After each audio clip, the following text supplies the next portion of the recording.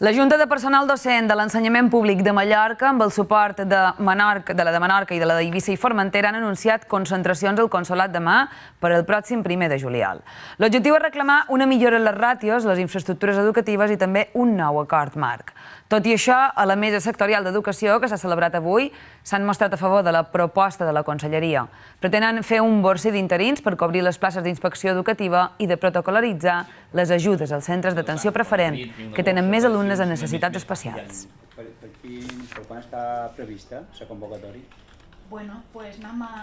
Són els centres que, per les condicions del seu alumnat, no basta la quota ordinària donada per la Conselleria, sinó que d'alguna manera s'ha de suplir aquesta carència. I ara, per primera vegada, efectivament, tenim damunt la taula una normativa. S'ha fet una proposta que millora l'anterior amb un petit increment de quota per centres que més ho necessitin. Crear una normativa específica per uns centres que tenen unes necessitats especials, que ja feia falta. I també hem posat de manifest la necessitat d'abordar d'una manera potent, especialment a la zona de Palma, el repartiment de l'alumnat NESE, com ja estableix la llei educativa recentment aprovada i altres decrets. Hem demanat que per favor se faci una calendarització d'aquest sistema de reducció de ràtios, atès que, clar, sempre hi ha la coletilla de sempre que sigui possible.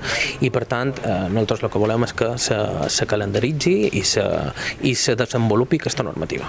Tots els processos d'escolarització equilibrada ja fa anys que els estem treballant en distints municipis, hi ha 10 municipis de Balears adherits, ens queda un cas important que nosaltres reconeixem que és Palma, que estem treballant en l'Ajuntament de Palma perquè això pugui ser realitat.